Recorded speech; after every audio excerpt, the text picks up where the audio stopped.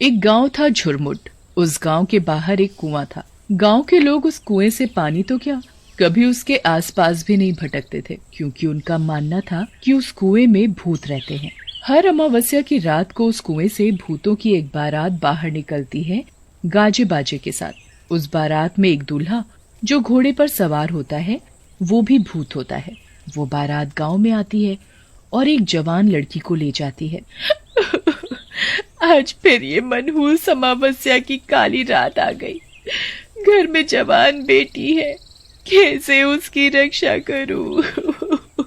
डरने की कोई जरूरत नहीं। मैंने सभी खिड़की दरवाजे बंद कर दिए हैं। कोई भी दरवाजा खटखटाए तो खोलना मत।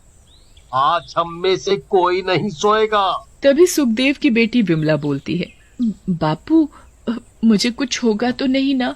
मुझे उन भूतों के साथ नहीं जाना। मेरी बच्ची, हमारे होते हुए तुझे बिल्कुल भी डरने की जरूरत नहीं। पूरा गांव अपने अपने घरों में छिप कर बैठा था।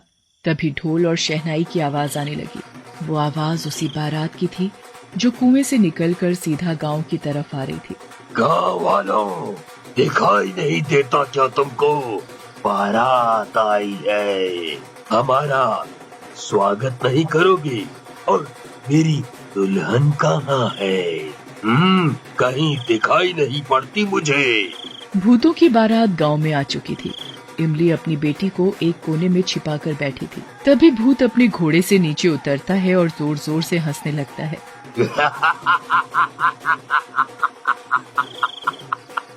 आज मेरी शादी है।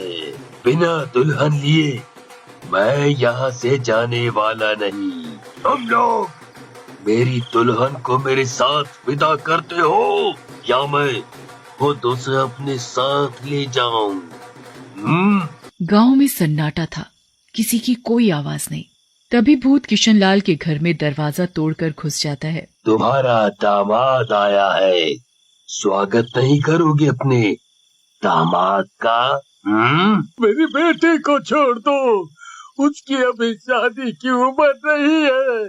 वो तो अभी बहुत छोटी है, बच्ची है।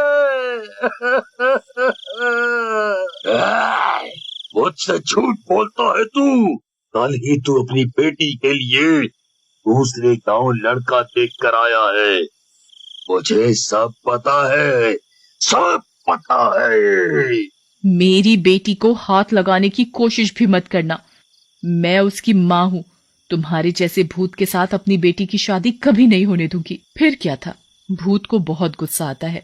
वो किशनलाल और सुमन की अपने दोनों हाथों से गर्दन तोड़ देता है और वो दोनों तभी दम तोड़ देते हैं। पुष्पा अंदर कमरे में छिप कर बैठी थी।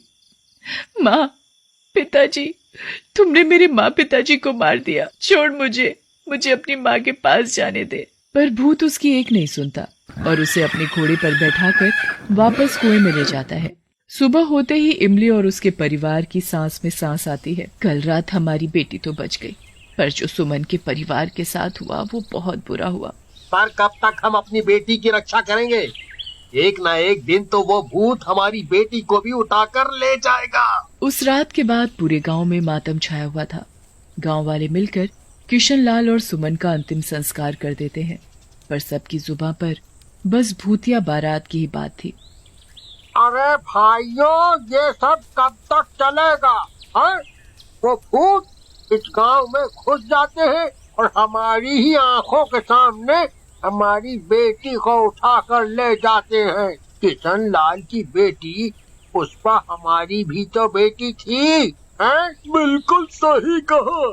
इस गांव की हर बेटी हमारी बेटी जैसी है। उनकी रक्षा करना हम सभी का फर्ज है। वो तो सही है, पर हम कब तक अपनी बेटियों को कुंवारा रखेंगे? जिसकी भी बेटी जवान और शादी के लायक होती है, उस भूत को पता चल जाता है और वो उसे उठाकर अपने साथ ले जाता है। मेरी बेटी भी है, उसकी उम्र अब शादी लायक हो गई है। मैं कैसे अपने कलेजे को उस भूत के हवाले कर दूं? हम सब मिलकर उस भूत का सामना करेंगे। हाँ। अगले दिन पूरा गांव धर्मपाल की बेटी आशा की शादी की तैयारियों में लगा था। एक तरफ सजावट और दूसरी तरफ मिठाइयां बनाई जा रही। अब फेरों का समय था। दूल्हा दुल्हन मंडप में बैठे थे। तभी अचानक कुएं से भूतों की बारात बाहर आ जाती है। सभी गांव वाले भूतों को देखकर अपने अपने घरों में छिप जाते हैं। अरे गांव वालों, तुम सबने तो मेरा साथ देने का वादा किया था, अब क्या हुआ तुम्हारे वादे का? तभी धर्मपाल की पत्नी माया और बेटी चंचल भी आ जाते हैं। तुम्हारी इतनी हिम्मत, मेरे बिना तुम अपनी बेटी की शादी करने चले थे। जैसे ही भूत धर्मपाल पर अपनी तलवार से वार करता है, तभी भूत के सामने चंचल आ खड़ी होती है। मेरे बापू को कुछ मत करो, उन्हें मत मारो। अच्छा, छोड़ दूं? पर एक शर्त पर, अगर तुम मेरे साथ शादी करोगी और मेरे साथ मेरी दुल्हन बनकर चलोगी, तो मैं तुम्हारे माँ बापू को छोड़ दूंगा। नहीं बेटी, इस भूत की बातों में मत आना, उससे शादी मत करना। माँ, इस भूत के साथ शादी करने से तुम दोनों की जान बचती है, तो मैं जरूर इससे शादी करूंगी। भूत चंचल को अपने घोड़े पर बैठाता है और उसे बारात के साथ कुएं में ले जाता है। रुक जा मेरी बेटी, मेरी बच्ची, ना जा उस भूत के साथ। किसी की हिम्मत नहीं होती भूत का सामना करने की, क्योंकि भूत अकेला नहीं था, उसके साथ उसकी पूरी बारात थी और सभी खतरनाक भूत थे। ये ठीक नहीं किया हम सब ने। मेरी बेटी अभी बहुत छोटी है और एक दिन उसकी उम्र भी शादी की होगी।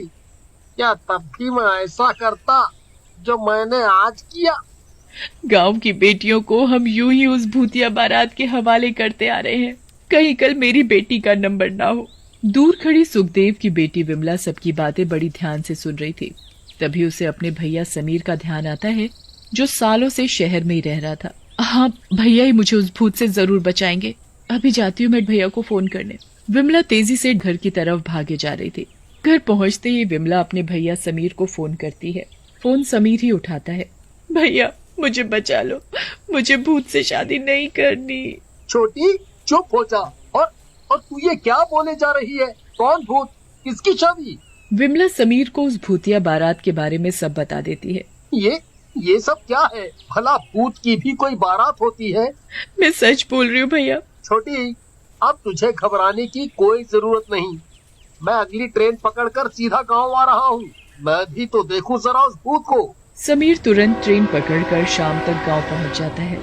गांव पहुंचते ही समीर गांव वालों पर बहुत गुस्सा करता है। तुम सब कितने कायर हो? अपनी ही बेटी को उस भूत के हवाले कैसे कर सकते हो? मुझे अभी भी यकीन नहीं हो रहा कि तुम सब सच बोल रहे हो। क्या मुझे कोई पूरी बात बताएगा? हमने कभी तुझे इसलिए नहीं बताया कि कहीं तू परेशान न हो वहाँ। मैं बताता हूँ अब। कई साल पहले इस गांव में दूसरे गांव से बारात आ रही थी, नाचते गाते हुए। सभी बहुत खुश थे, पर अचानक रास्ते में कुछ लुटेरों ने बारात को रोक लिया और उन्हें लूटने लगे। उनके सभी कीमती गहने और सभी पैसा उन लुटेरों ने ले लिया था। बारात के साथ जो दूल्हा था, उसने उन लुटेरों से बहुत विनती की कि उन्हें जाने दें, छोड़ दें, पर लुटेरे मार पीट पर उतर आए। अच्छा, तो ये बात है। मुझे एक तरकीब सूझी है। तुम सबको मेरा साथ देना होगा। उस मंडप में दुल्हन की जगह मैं बैठ जाऊंगा, दुल्हन का जोड़ा पहनकर। वो भूत मुझे दुल्हन समझकर अपने साथ उठा कर ले जाएंगे। मेरा उस कुएं में जाना बहुत जरूरी है। समीर ने जैसा सोचा था बिल्कुल वैसा ही हुआ। थोड़ी ही देर में वहाँ भूतिया बारात पहुँच गई। भूत अपनी दुल्हन को उठाकर अपने घोड़े पर बैठा लेता है, फिर बारात कुएं में चली जाती है। अंदर का नजारा देखकर समीर के होश उड़ जाते हैं। चारों तरफ कंकाल पड़े थे। वो कंकाल उन सभी बारातियों के थे जो अब मरकर भूत बन गए थे। तभी समीर अपने से दुल्हन का जोड़ा अलग कर देता है। धोखा, मेरे साथ धोखा हुआ।